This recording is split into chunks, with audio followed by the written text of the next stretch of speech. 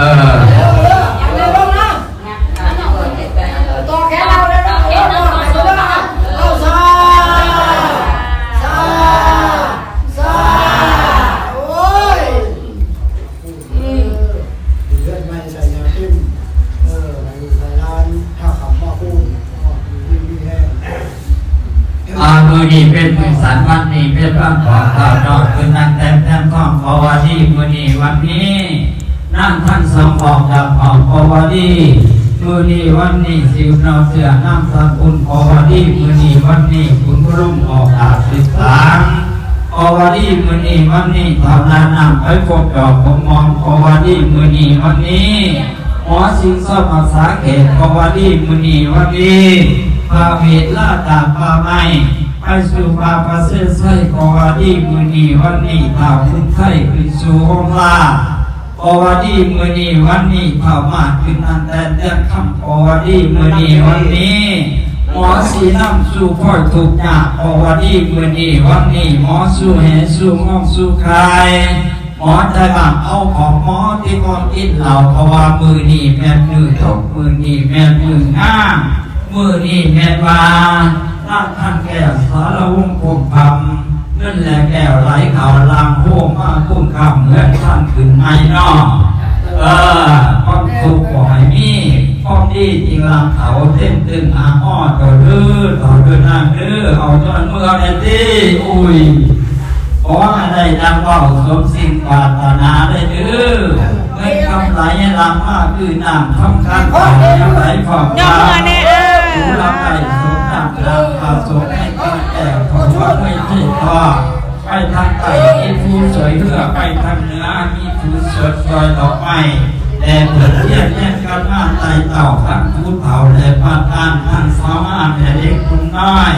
มีแต่ใส่สินสอยและเบิกความดี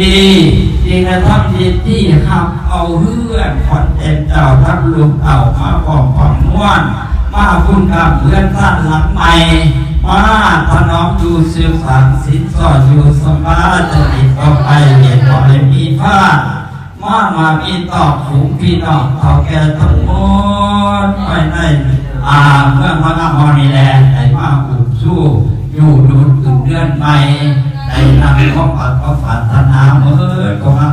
กอปาเถิดสา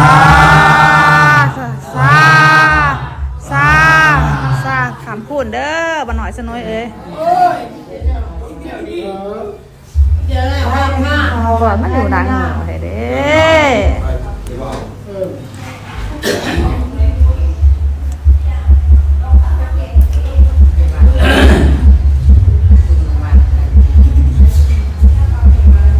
สาธุนะโมตัสสะภะคะวะโตอะระหะโต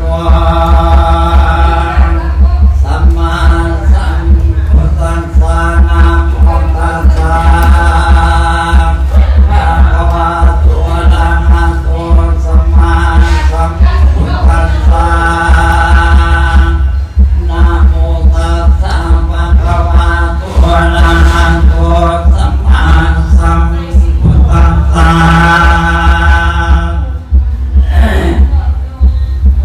สน้อยเนี่ยฉันดูละเนี่ยปลายเที่ยงใจดี